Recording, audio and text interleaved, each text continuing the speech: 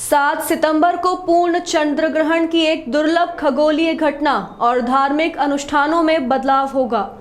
महाकाल मंदिर की शयन आरती में बदलाव हो सकता है। 7 सितंबर 2025 को एक पूर्ण चंद्र ग्रहण की खगोलीय घटना घटित होगी, जिसका प्रभाव उज्जैन के महाकाल मंदिर में भी देखने को मिलेगा। महाकाल मंदिर के पुजारी महेश शर्मा ने बताया कि चंद्र ग्रहण के कारण महाकाल मंदिर की रात्रि पूजन और शयन आरती के संबंध में महाकाल मंदिर प्रशासन के साथ सभी पुजारी चर्चा कर शयन आरती के समय परिवर्तन को लेकर निर्णय लेंगे, जिसके बाद शयन आरती के समय में बदलाव हो सकता है। पुजारी महेश शर्मा ने आगे बताया कि शयन आरती के पश्चात महाकाल मंदिर के गर्भगृह के पट बंद करने के बाद सुबह भस्म आरती के पूर्व मंदिर के शुद्धिकरण के बाद ही खोले जाएंगे। हालांकि सुबह की भस्म आरती, भोग आरती और संध्या आरती अपने निर्धारित समय पर ही होगी। सूतक काल के दौरान भक्त भगवान के दर्शन कर सकेंगे, लेकिन शयन आरती के बाद मंदिर के पट बंद कर दिए जाएंगे। पुजारी महेश शर्मा ने बताया कि महाकाल मंदिर के अलावा शहर के अन्य मंदिरों में भी ग्रहण का असर देखने को मिलेगा। हरसिद्धि माता मंदिर में सूतक प्रारंभ होने से पहले माता की पूजा और आरती होगी, जबकि सूतक लगने के बाद माता को स्पर्श नहीं किया जाएगा। भगवान श्री कृष्ण की शिक्षा स्थली सांदीपनी आश्रम और अन्य वैष्णव मंदिरों में भी सूतक काल से पहले पूजन आरती की जाएगी।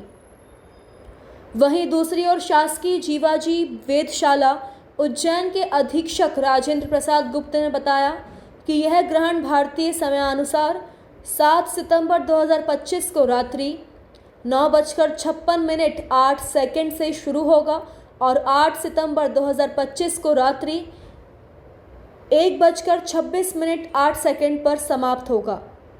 पूर्ण चंद्राग्रहण का मध्य समय 11:41 रहेगा, जब चंद्रमा का 136.8% भाग पृथ्वी की छाया से ढका होगा। यह ग्रहण भारत में दृश्य होगा, साथ ही अंटार्कटिका, पश्चिमी प्रशांत महासागर, ऑस्ट्रेलिया, एशिया, हिंद महासागर और यूरोप में भी दिखाई देगा। वेधशाला ने सभी स्कूलों और कॉलेजों से अनुरोध किया है कि वे इस खगोलीय घटना की जानकारी अपने छात्रों तक पहुंचाएं और इसे देखने की व्यवस्था करें। राजेंद्र प्रसाद गुप्ता ने लोगों से अपील की है कि वे इस खगोलीय घटना को देखने के लिए तैयार रहें और इसका आनंद लें। साथ ही वेधशाला द्वारा इस घटना के बारे में अधिक जानकारी और देखने के लिए विशेष कार्यक्रम आयोजित किए जा सकते हैं। पूर्ण चंद्राग्रहण एक दुर्लभ और आकर्षक खगोलीय घटना है, जिसे देखने के लिए लोगों को सुरक्षित और उपयुक्त तरीकों का उपयोग करना चाहिए। दिनांक 7-8 सितंबर 2025 को पूर्ण चंद्रग्रहण होने वाला है। ग्रहण का प्रारंभ 7 सितंबर को रात 9:56 पर होगा। मध्य की स्थिति रात्रि 11:41 पर होगी। इस समय चंद्रमा पृथ्वी के द्वारा पूरा ढक लिया जाएगा और ग्रहण का मोक्ष 8 सितंबर को रात्रि 1:26 पर होगा। यह पूर्ण चंद्रग्रहण है।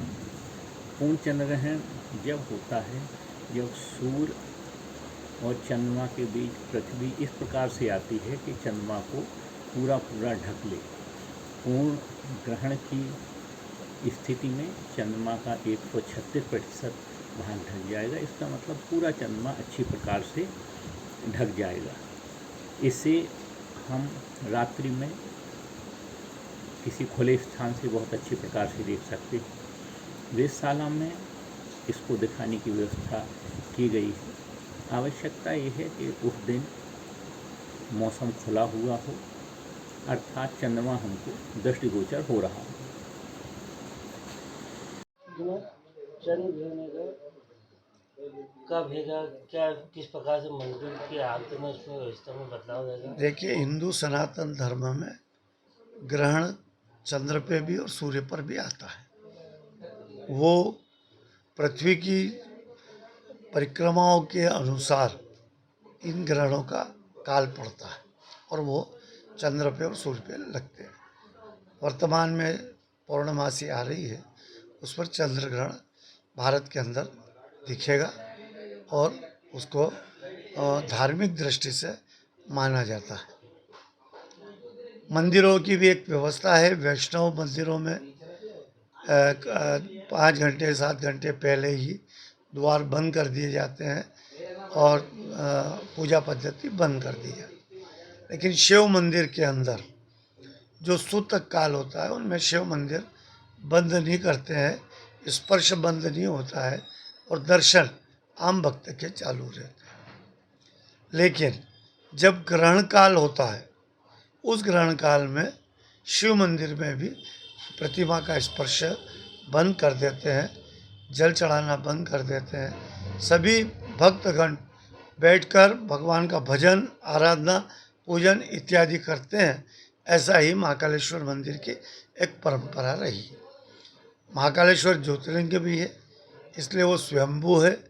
इसलिए ग्रहण काल का जो सूतक काल होता है उसको ज़्यादा मान्यता नहीं है, पर ग्रहण काल में जरूर मान्यता यहाँ दी जाती है। अब जो ग्रहण आ रहा है वह ग्रहण का जो समय है वो रात्रि 10 बजे के से है, 10 से रात्रि 1 बजे तक का ऐसा उसका समय है। और महाकालेश्वर मंदिर की जो परंपरागत आरती है वो 10:30 बजे शयन आरती होती है, जो 11 बजे तक चलती है। इसलिए ऐसी व्यवस्था जो शास्त्रोक्त मंदिर की है उसी के अनुसार विचार विमर्श करके जो आरती, शयन आरती है वो आधे घंटे पूर्व कर ली जाएगी, जिससे भगवान के द्वार बंद कर दिए जाएं और भगवान का ग्रहण काल भी पूर्ण हो। और जब पुनः सुबह प्रातःकाल 4 बजे जब द्वार भस्म आरती के लिए खोले जाएंगे तो पूरे मंदिर का शुद्धिकरण, भगवान की प्रतिमाओं का स्नान और मंदिर का शुद्धिकरण करके भगवान की भस्म आरती का दर्शन व्यवस्था की जाएगी। ऐसा विधान के हिसाब से पुजारी और मंदिर समिति के दोनों की सहमति से यह निर्णय लेकर किया जाएगा। आपका नाम? महेश पुजारी। रविवार से श्राद्ध शुरू हो रहे हैं और इस दिन ग्रहण भी है, तो आइए जानते हैं श्राद्ध कैसे मनाएं पंडित श्रीवर्धन शास्त्री जी से। नमस्कार, जय श्री महाकाल।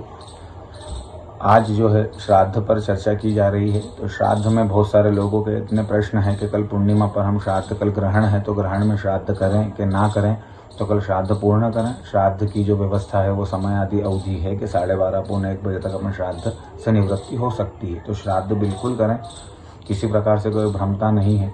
कल पूर्ण श्राद्ध है, कल करें। उसके पश्चात जो है वेद लगेगा 1 बजे पश्चात, तो उसके पहले अपने श्राद्ध विधियाँ, ब्राह्मण भोजन आदि जो भी है वो अपना निवृत्त कर लेंगे। कल के दिवस से लगा करके सर्वपितृ अमावस्या तक नित्य जो है राम घाट, सिद्धवट, गया तीर्थ आदि पर तर्पण, महालय श्राद्ध, पिंडदान आदि अपने पितरों के निमित्त करें। अन्य रोज उन्हें जल, धूप आदि प्रदान करें। हो सके संभवत तो अपना ब्राह्मणों का भोजन करावें, उनको वस्त्र, पात्र इत्यादि दान में देवें। घर पर भी अपने तर्पण आदि आप कर सकते हैं। कोई पितृ, आपने पितृ की अगर तिथि स्मरण में है तो करें, अन्यथा जो है 16 दिवस में कभी भी अपने समस्त कोई भी पितृ अगर है ऐसा जिनकी तिथि स्मरण में नहीं है और उनका श्राद्ध करना चाहते हैं तो पूर्णिमा से लगा करके अमावस्या के बीच तक में आप उनके निमित्त श्राद्ध और पिंडदान आदि, तर्पण आदि कर सकते हैं। जो तर्पण रहता है वो समस्त पूर्वजों के निमित्त रहता है। ज्ञात अज्ञात जिनके बारे में जानकारी है हमें वो भी, और अज्ञात जिनके बारे में हमें जानकारी नहीं है पर वो हमारे ही गोत्र के, हमारे ही कुल के कोई पितृ हैं तो उनके निमित्त भी श्राद्ध किया जा सकता है। यह प्रक्रिया घाट पर आपको देखने को मिलेगी। 16 दिवस राम घाट है, सिद्धवट है, गया तीर्थ, गया कोठा तीर्थ है, यहाँ पर यह श्राद्ध आदि की व्यवस्था 16 दिन लगातार बनी रहेगी। तो समस्त पूर्वजों के निमित्त आशीर्वाद आदि ग्रहण करने के निमित्त पितृ प्रसाद, धन कनक समृद्धिरस्तु, कुले कुल दीपक वृद्धिरस्तु आदि का आशीर्वाद ग्रहण करें और पितरों के निमित्त जितना बन सके अपने से श्राद्ध आदि करें। और पूर्णिमा की भी जो व्यवस्था है, पूर्णिमा के जो प्रश्न है, तो लोगों को हमारा यही कहना है कि आप सब जो है कल का पूर्णिमा का भी श्राद्ध करें, निश्चिंत होकर के करें। मध्याह्न व्यापिनी श्राद्ध किया जाता है, जो मध्याह्न में किया गया वह पितृ उसको ग्रहण करता है। तो मध्याह्न व्यापिनी में किसी प्रकार का कोई अवरोध नहीं है, तो निश्चिंत होकर के आप श्राद्ध करें। हाँ, कोशिश यह करें, कोशिश के संभवत हो सके कि 12:30 के पहले अपन ये सब चीज़ों से निवृत्त हो जाएं और शुद्धि हो जाएं। शुद्ध होकर के फिर हम भगवान का स्मरण करें कि कल ग्रहण भी है, तो ग्रहण में भी जो है भगवान की साधना करें। जो साधना करने से, ग्रहण में साधना करने से जो है वो 10 गुना फलदायी रहती है। तो अपने इष्ट, अपने गुरु मंत्र आदि का, भगवान का स्मरण करें और भगवान का जो है दूर से ही बैठ करके पूजन आदि अर्चन करें, मन से ही। ये सब व्यवस्था रहेगी। पंडित श्रीवर्धन शास्त्री, सिद्धवट रामघाट, तीर्थ पुरोहित। जय श्री महा